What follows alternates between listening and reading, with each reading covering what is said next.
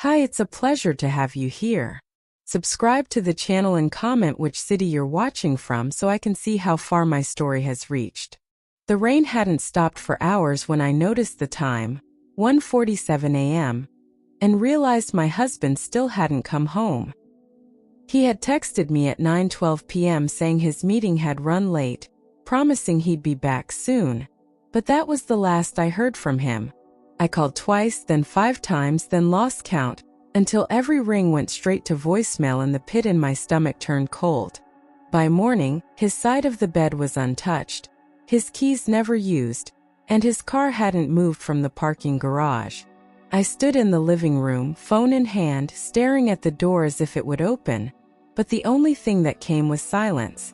I walked into the 7th precinct with my coat soaked from the rain, holding a trembling hand over my chest as if it could hold my heart in place. The waiting room smelled like old coffee and paper, and the officer at the desk didn't look up until I spoke his name. When I said, "My husband didn't come home last night," the room didn't flinch, but I did. They gave me a clipboard and a pen, and suddenly my panic had to fit inside blank spaces and checkboxes. I listed his height, weight, last known location, what he was wearing, our address, our emergency contacts, all while holding back the scream that wanted to escape. They promised to open a file and assign a detective, but their calmness felt cruel. As I left, I realized the world wouldn't stop just because mine had. We covered the city in his face, bright, sharp eyes on every pole, every corner, every subway wall, like trying to tape reality back together. Friends helped, strangers offered to share online, but every time the phone rang, my stomach flipped between hope and dread. Someone claimed they saw him in Chinatown. Another said they passed him near Bryant Park, but none of it led to anything solid. I barely slept, barely ate, pacing between windows, praying for something, anything to make it all make sense. People were kind, but eventually they went back to their lives, and I stayed in mine, frozen. I started talking to his voicemail like he could hear me, like maybe he was trapped somewhere listening.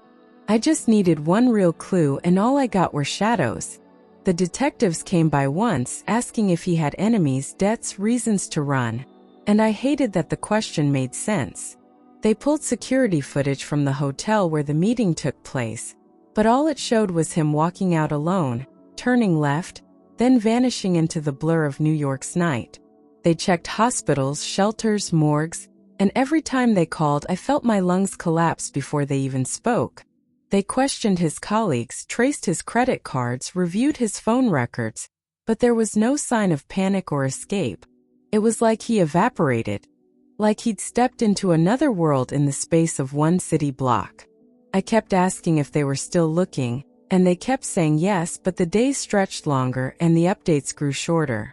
I sat at the dining table surrounded by unopened envelopes, bills, notices, bank statements, all with his name and mine tangled together. The rent was due, the car lease needed attention, and his email inbox kept pinging with unanswered messages I didn't know how to face.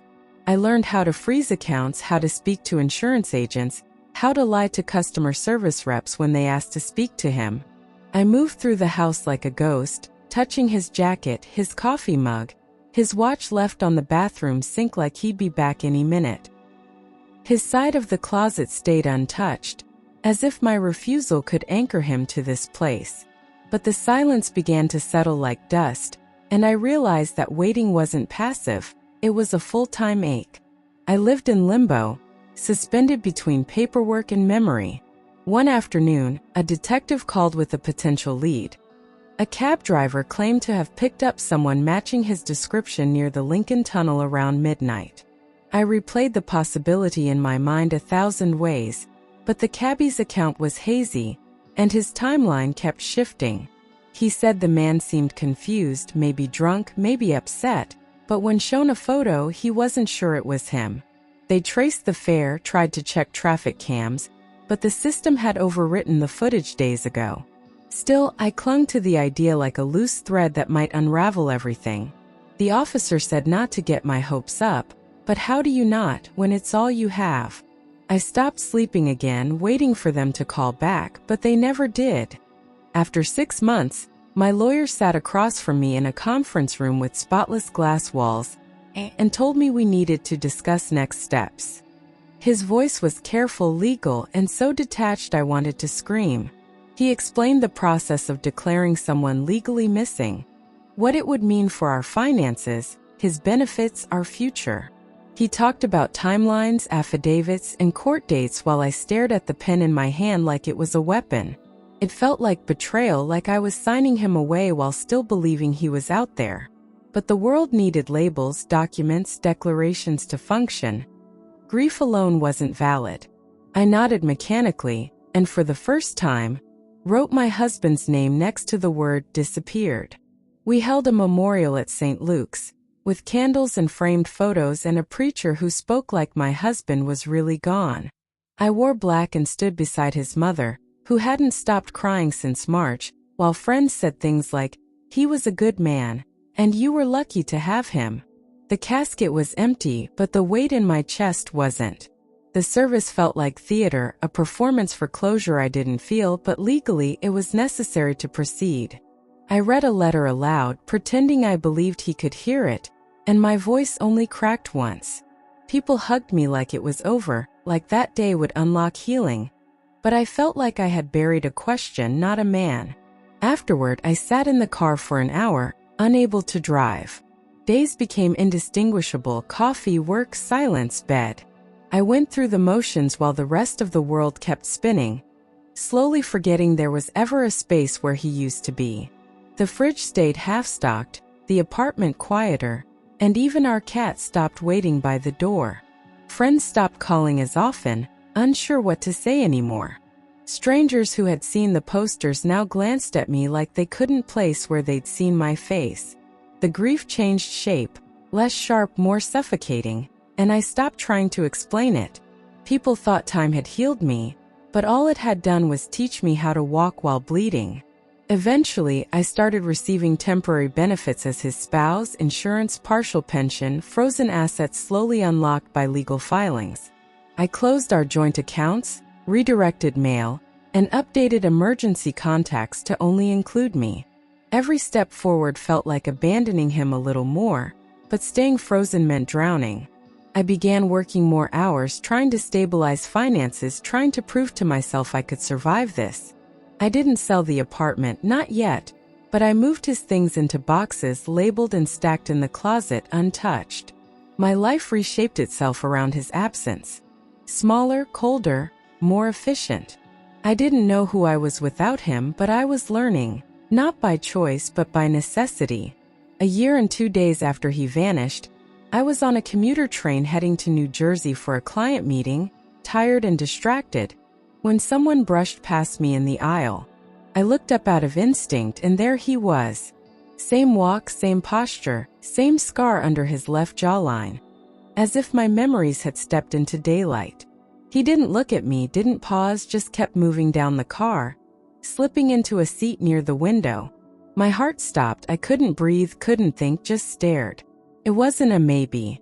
It was him, alive, right in front of me, like the year had never happened. My body reacted before my mind caught up. My hands trembled violently, my chest tightened, and the blood drained from my face so fast I had to grip the nearest seat to stay upright. A buzzing sound filled my ears as if the train's movement was suddenly inside my skull, and all thoughts collapsed into a single phrase. That's him. My mouth opened, but no sound came out. I watched him from behind, frozen, my rational brain trying to explain it away.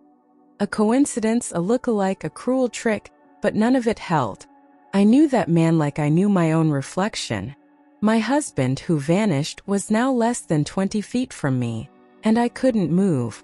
I followed him off the train at Hoboken Station, keeping my distance, terrified he'd look back and disappear again like some ghost conjured by grief.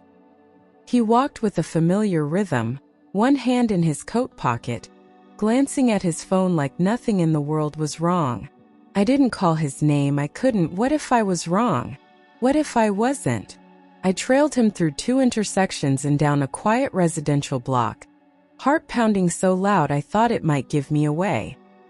He turned into a narrow brick apartment building with no hesitation, punched in a code, and disappeared inside. I stood across the street shaking, my entire world unraveling quietly. I knew now, he wasn't missing. He was here, living, breathing, moving on. From the sidewalk, I saw a woman open the door for him. Petite, early 30s maybe, hair tied up in a bun, barefoot like she was home. She smiled when she saw him, leaned up to kiss his cheek, and he stepped inside like it was routine. Not confusion, not hesitation, familiarity. I stayed outside, unable to breathe, watching the windows for any sign of them. It wasn't just the betrayal, it was the finality. This wasn't a man held hostage or lost in trauma. This was a man who had somehow created a new life that didn't include me.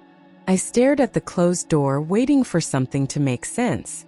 Nothing did. I didn't go back the next day.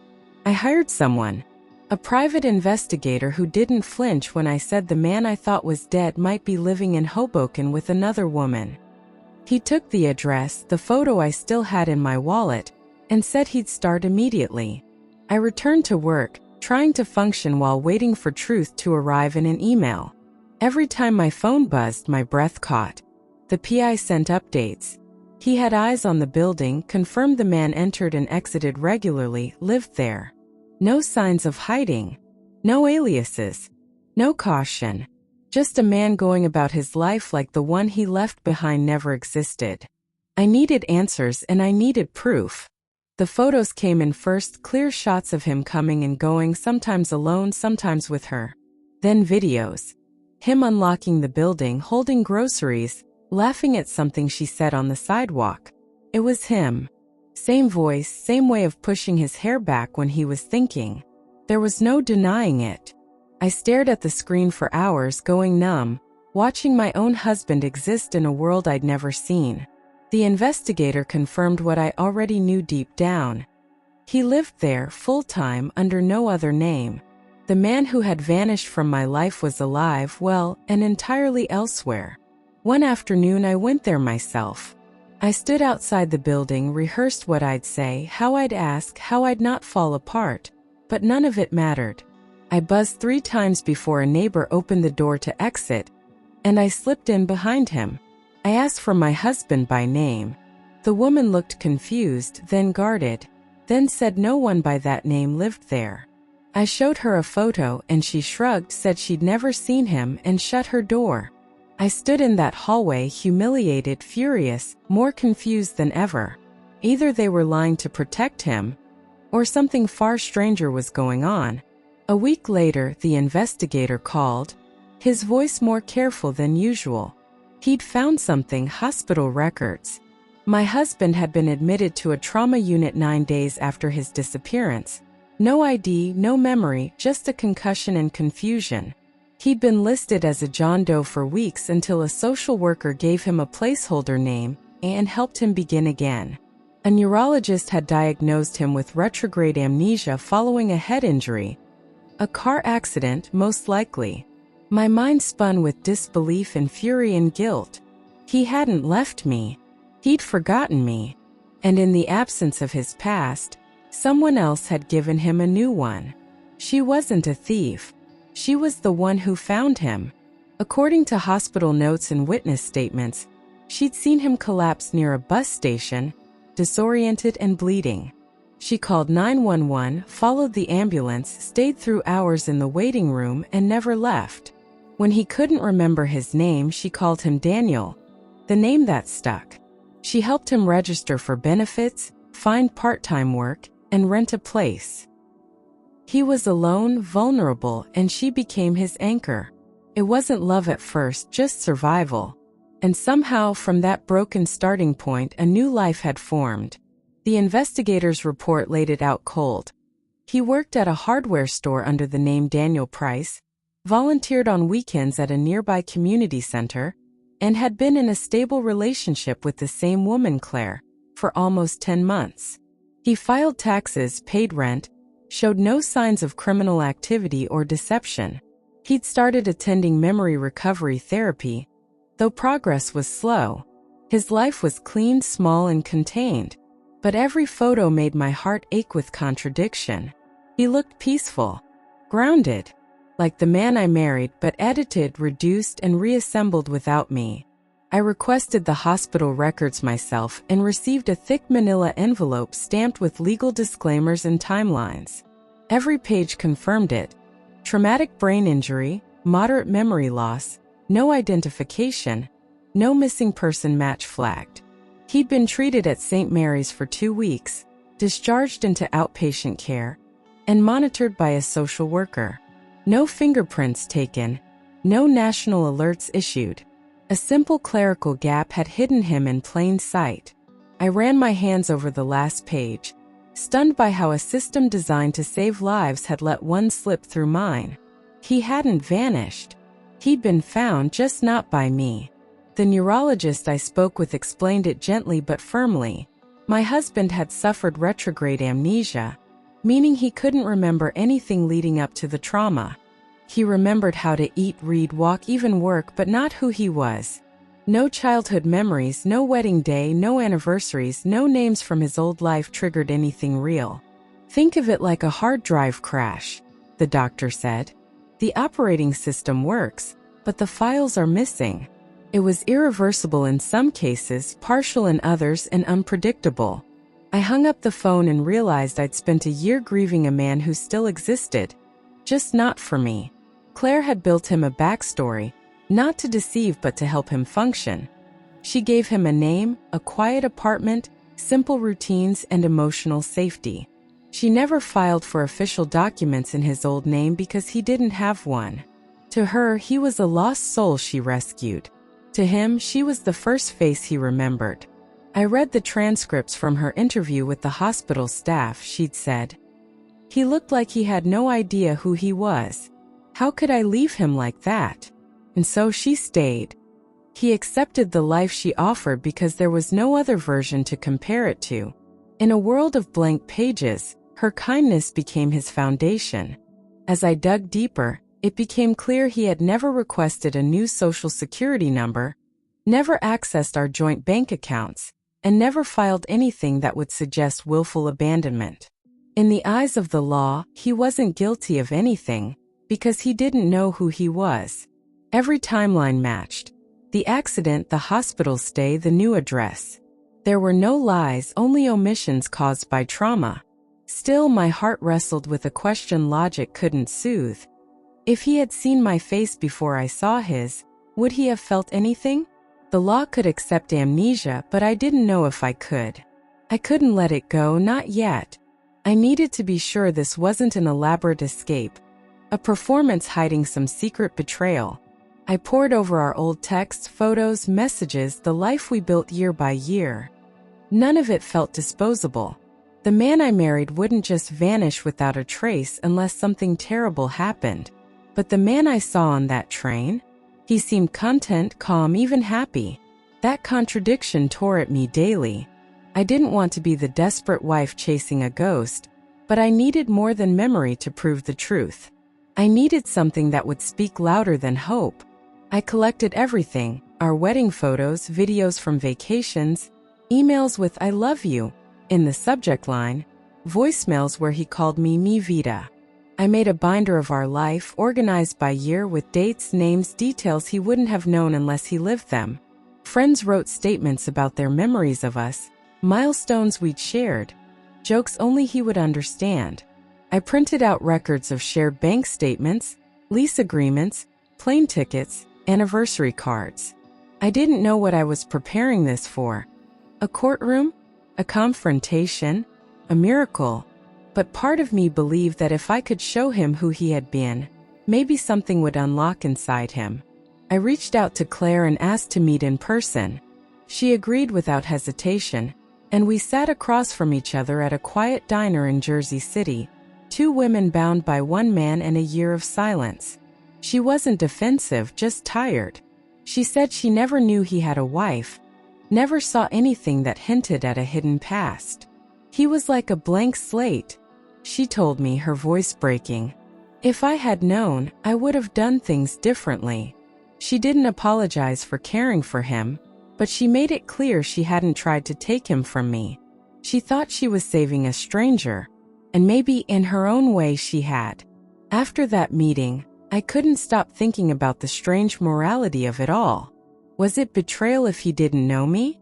Was it theft if she didn't know I existed? I felt like a wife and a stranger at the same time, caught in a triangle none of us chose. Claire had shown compassion to someone the world forgot, and I had waited in grief for someone who didn't remember waiting mattered. I hated her for what she had, but couldn't fault how she got it. The question haunted me. Was this a love triangle or a rescue mission? I wasn't sure where blame belonged. Maybe nowhere. Maybe everywhere. We agreed to try a supervised meeting with professionals, a neurologist, a therapist, Claire, and me, so no one could claim manipulation or pressure. The room felt like a courtroom without a verdict, each of us holding pain too fragile to say out loud. He sat between us, confused but calm, listening to stories about himself like they were fairy tales from another man's life. The doctors spoke gently, explaining the process, the risks, the potential of memory recovery. Claire looked exhausted, I looked broken, and he looked like someone trying to be respectful of emotions he didn't feel. Still, he stayed. That was something. When we showed him old photos, something flickered in his expression. Not recognition, but emotion. His eyes lingered on a picture of us dancing at a wedding. His fingers traced the edge of a beach photo from Tulum. He said he felt weirdly warm looking at them, like déjà vu soaked in sunlight. But when asked if he remembered anything specific, he shook his head slowly. It wasn't memory, it was residue. A feeling without shape. A name without weight. I clung to that flicker like a lifeline, hoping it meant there was still a version of him that might return to me. The final report from the hospital confirmed every step. Admission date, injury details, missed fingerprint match, the list of treatments and medications. It all added up. There was no foul play, no intention to disappear, no indication of deception. It had been, from the start, an accident wrapped in tragic timing. I stared at the folder, the official seal, the signed medical evaluations, and felt a strange mix of grief and relief. I had been right. He hadn't left me by choice. But that didn't change the question I now had to answer. Did I still want a future with a man who didn't remember our past? Once the emotional fog cleared, I began to wonder where the money had gone during his absence. We had joint savings, insurance policies, investments, and while I had frozen most accounts, there were transactions I hadn't traced. I requested full financial records from our bank, combed through charges, looked for any signs of fraud or misuse. A few utilities were opened in his name at the new address, and there were medical bills that had somehow been covered. I couldn't accuse him of stealing, not if he didn't know who he was, but I needed transparency. If someone else had used his identity, it might mean legal consequences. I wasn't just grieving anymore. I was protecting what remained of our life. Claire didn't hesitate. When I asked for proof of how she had paid bills and managed things in his name, she opened her files and handed me everything. Receipts, hospital letters, emails between her and social workers, even notes from sessions where she'd helped him sign forms he didn't understand. She had paid most of his expenses with her own money at first, later relying on state aid when available. There were no hidden accounts, no stolen funds, no manipulation. She'd stepped into chaos and done her best with what she had. I felt something shift inside me, not forgiveness, not yet, but an understanding I hadn't allowed myself before. She hadn't taken my husband. She had helped someone survive. The private investigator later shared something unexpected. In conversations recorded with Claire's consent, my husband spoke about her with softness and care. He mentioned how safe she made him feel during those first weeks, how she never pressured him, how her voice helped calm the noise in his head. It wasn't passion or lust or infatuation. It was stability, gratitude, and yes, affection. That hurt in a new way because it meant what they had was real, even if born from pain. I didn't want to believe he could fall in love with someone else, but maybe it wasn't love. Maybe it was survival dressed in affection. Still, hearing his voice speak of her like that felt like a final door closing. Word spread among friends and extended family, and suddenly everyone had an opinion. Some blamed me, said I should have searched harder, sooner, wider. Others took my side completely, calling Claire an opportunist, even a fraud, despite the evidence. A few said she was a saint for saving a lost man no one else found. I started to feel like I was on trial in my own life. Every decision I made dissected by people who hadn't lived a single day of my nightmare. The judgment came quietly through looks, subtle comments, awkward silences at gatherings. I wanted to scream that grief isn't linear and survival has no manual. But instead I just kept showing up. Dignified. Tired. Alone. Then a journalist picked up the story. A human interest piece that turned into a media frenzy within a week. Headlines called him the man who forgot his life, and the husband who returned from the dead. Photos of us, our wedding, our vacation in Spain, even the blurry train station image circulated online. Reporters showed up at my door. Claire was contacted too. Suddenly our pain wasn't just ours. It was public property, dissected for entertainment. People picked sides in the comments. Strangers debated whether I should take him back, whether Claire was a hero or a villain. And through it all, he remained silent. Not because he didn't care, but because he didn't remember. I went back to my lawyer, overwhelmed and exhausted, needing clarity. We discussed his rights, as a man with no memory, and mine as his legal wife. We reviewed cohabitation laws, possible claims on property, protections for mentally impaired individuals. Claire hadn't committed any crime, and neither had he, but things like shared assets, inheritance, and real estate had to be addressed. We couldn't avoid the legal system anymore. Everything had changed, yet our marriage license was still valid, and I was still listed on every official document tied to his name. I needed boundaries not just for my heart, but for the life I was still legally responsible for. My lawyer filed a petition to freeze certain joint accounts and investments until his mental capacity could be fully evaluated. It wasn't revenge, it was protection. I needed to make sure that nothing could be transferred, altered, or signed under false pretenses. The court granted temporary protection orders, and suddenly I was managing a financial war I never asked for. I hated how cold it felt, how transactional everything became. But emotions couldn't drive this. The law didn't care about heartbreak, only proof, timelines, and signatures.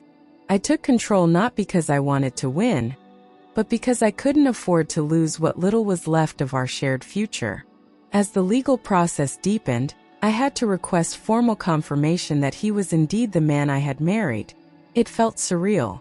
DNA tests were ordered, fingerprints compared to his old employment records, facial recognition matched across systems. It wasn't about doubt. It was about documentation. The court needed unshakable proof before anything could move forward. I sat through interviews and filed affidavits like I was testifying about someone I knew in a past life. The science at least didn't betray me. Every test confirmed it. The man in Hoboken was my husband.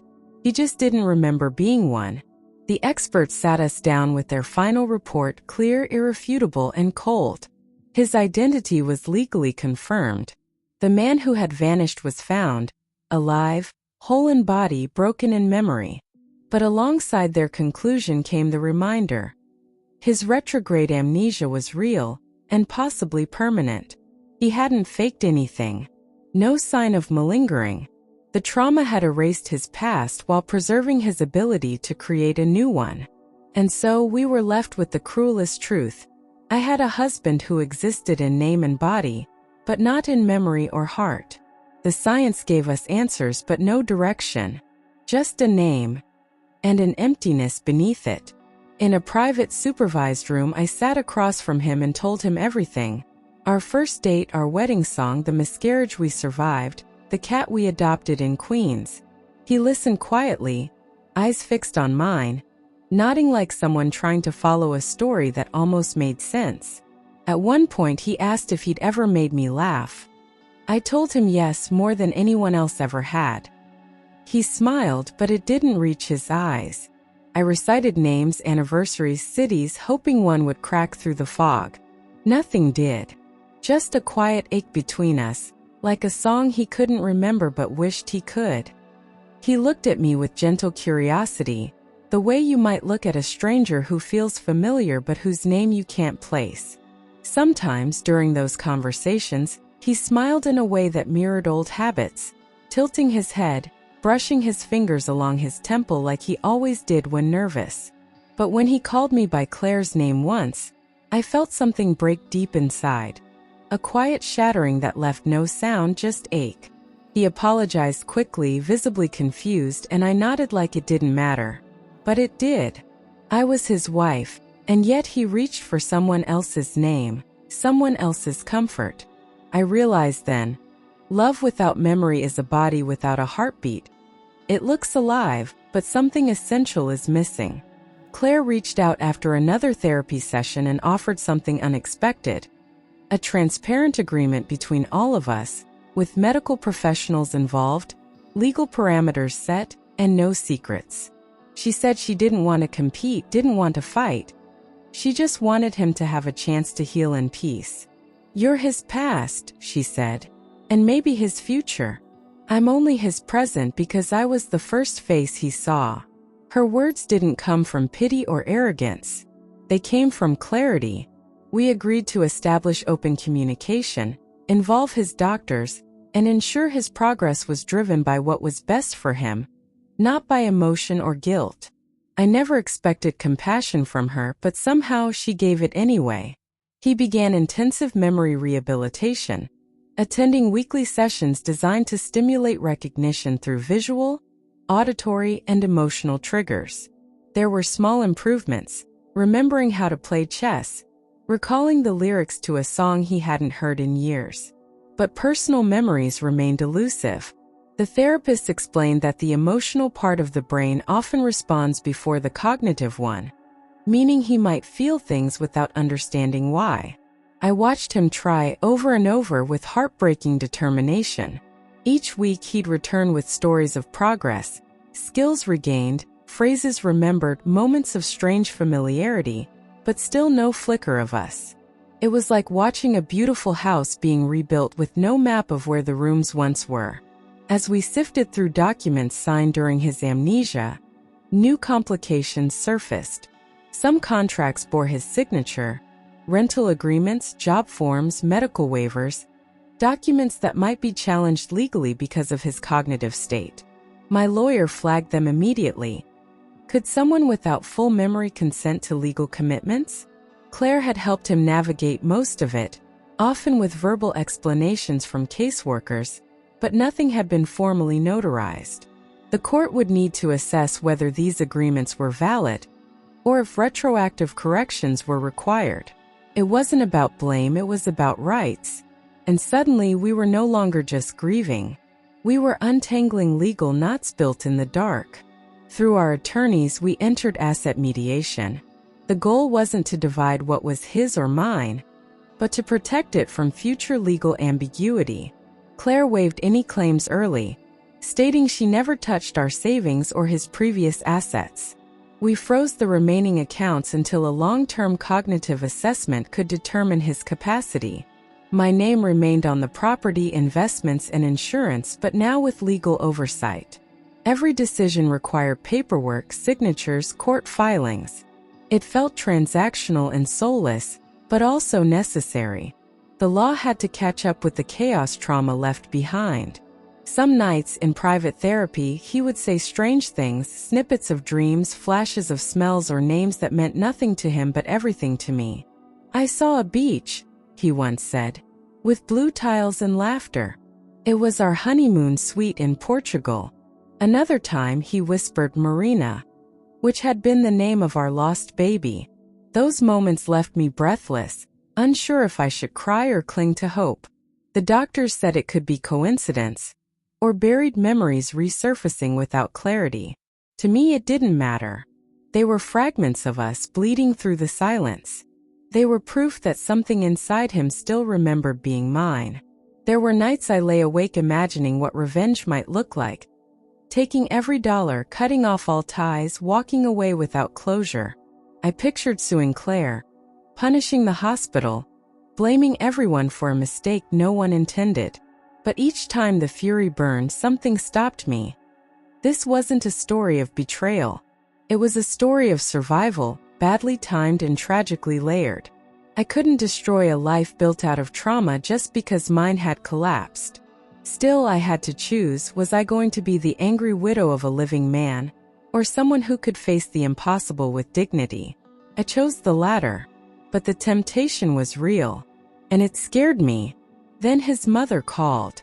She'd heard everything through the media storm and demanded to see him. They hadn't spoken in years before the disappearance, but now she wanted reconciliation. I arranged a meeting, unsure how it would go. When she walked in, tears filled her eyes instantly and she whispered, "Me, Joe?" He didn't recognize her, but he hugged her anyway. She held him like time could be undone with arms alone. That moment reminded me, this wasn't just about me. There was a whole family fractured by his vanishing, each person carrying a different version of his absence. Claire came to me one last time, quiet but certain. She brought folders, receipts, and signed letters stating she claimed no property, no shared rights, no stake in his estate, past, present, or future. Whatever comes next, she said, should come from his choice, not from a history he never chose. It was more than a gesture, it was surrender, release, closure. I thanked her, not because it undid the pain, but because it ended the war. She walked away from the apartment they'd shared, from the man she'd known as Daniel. Her final act wasn't one of possession. It was one of grace, and it changed everything. In a quiet courtroom sealed from reporters, we met with a judge to finalize agreements. Asset protection, medical rights, treatment continuity. He was there too, seated beside his legal representative, calm but expressionless. The judge asked if he understood the proceedings, and he nodded. Then he turned to me and said, "I still don't remember you, but I believe you." That was the moment I realized this wasn't about memory anymore. It was about choice. And even if he couldn't reach back, maybe we could still step forward. The judge ruled with empathy but clarity. No crimes had been committed, only a series of tragic events and misunderstood timelines. Claire's involvement was deemed non-malicious, and his amnesia confirmed by all medical evaluations. The court imposed civil measures, asset protection, continued medical supervision, and monthly capacity assessments, but otherwise he was free to choose how to live. No restitution was owed, no penalties enforced. My marriage remained legally intact, but emotionally suspended in uncertainty. The gavel came down not with closure, but with quiet resignation. The system couldn't return what memory had taken. It could only ensure no more damage would be done. After the ruling, something shifted. He began asking me questions, not big ones, not dramatic, but small human things. What kind of food did I like? Did we ever travel somewhere warm? Was I a good husband? I answered each carefully, never pushing, just offering pieces. One day, while watching old home videos together, he paused the screen and said, "That laugh. It sounds like someone I used to be." It wasn't memory, but it was movement. Like sunlight cracking through closed blinds. Hope had returned, not loud or triumphant, but fragile and cautious, and I held it gently, afraid of breaking it. Eventually, we had to face it. He had to choose whether to continue building a life with me, the woman he once loved but couldn't remember, or with the remnants of the life he had accidentally built without knowing who he was. There was no villain, no obvious right answer. He said he felt safe with me but didn't know how to feel love without memory. I told him love could be relearned, but I wouldn't force it. The choice had to be his. He took weeks to decide, wrestling with emotions that didn't have names, caught between loyalty to a past he'd lost and compassion for a present he never meant to create. In the end, he chose to try again with me. I didn't beg for his return, and I never demanded love. I laid out the truth of who we had been, and let the rest unfold. When he chose to move forward with me, it wasn't a grand romantic gesture. It was a cautious, honest step toward something real. I started working again full-time, reopened old friendships, and reclaimed my voice. I made it clear. I would never again disappear inside someone else's life. Not even his. If this marriage was going to be rebuilt, it would be built on mutual effort, not memory. I had loved him before, but now I loved myself more. Claire moved out of Hoboken quietly. Before leaving, she sent a letter. Not to him, but to me. She wrote, "He was never mine to keep, only mine to hold when the world forgot him." Inside the envelope was a photo of him sleeping peacefully during his hospital recovery, and a note that said, "He always reached for the left side of the bed." Maybe that meant something. I cried when I read it, not out of pain, but out of gratitude for the grace she showed in the aftermath. She had helped him survive, and in letting go, she helped both of us move forward. We began couples therapy designed for amnesia cases, sessions focused on rebuilding trust, creating emotional memory, and navigating the strange space between old love and new beginnings. Our therapist explained that love, when stripped of history, must be rebuilt through consistency, patience, and shared vulnerability. So we started over. We asked each other first date questions. We went on walks without pressure. We cooked meals from scratch like it was the first time. Each small moment became a brick in a foundation that felt fragile but real. And though it was different from before, it was ours, crafted in the now, not borrowed from the past. We found comfort in the ordinary. Morning coffee, crossword puzzles at the kitchen table, weekly visits to the park where we used to jog together. He began to hum songs without knowing their names, and I'd quietly tell him the stories behind them. He didn't remember the rhythm of our marriage, but he learned the steps again, one at a time. We didn't speak of the past unless he asked, and when he did, I answered with honesty but no expectations. We lived day by day, like building something from memory's ashes. There were no grand declarations, just a shared breath, a hand on the table, and a rhythm slowly returning. Not everything came back. He still didn't remember our wedding or the name of our cat or the restaurant where he proposed. Some nights I could see the frustration behind his eyes, the desire to remember fighting with the emptiness that wouldn't fill. We learned to mourn those lost moments without letting them define us. He apologized once for not being able to give me us in full, and I told him, "You're giving me you. That's enough." There was grief in what never returned, but there was also beauty in what we created anyway. We learned to live with the silence between memories. Forgiveness didn't arrive all at once. It came in pieces, during a shared laugh, in moments of quiet understanding, in the way he held my hand without needing a reason. I stopped trying to make him remember and started learning to love the man he was now. Forgiveness wasn't forgetting. It was releasing the weight of what couldn't be changed. It was letting go of the need for blame. I forgave the accident, the pain, even Claire. And I forgave myself most of all for breaking down, for holding on, for needing answers, and for finally choosing peace over closure. In forgiveness, we found freedom. What we rebuilt was not the same marriage we once had. It was something different, something imperfect, shaped by loss and choice and resilience. There were still scars, emotional bruises that flared without warning, moments when memory failed and silence lingered. But we accepted them. Our love became less about what we remembered and more about what we showed each day. We weren't the same people, and maybe we never would be. But in the quiet rhythm of our new life, there was tenderness. There was truth. And sometimes that's all love needs to survive. Each morning I woke up beside a man who didn't remember loving me, but chose to stay anyway. And in that choice I learned something profound. Betrayal isn't always cruel. And love isn't always born from memory. Sometimes life strips everything down to its bones so we can rebuild with intention. I told myself I would stay as long as there was genuine care between us. But if love faded into habit, I would leave with grace.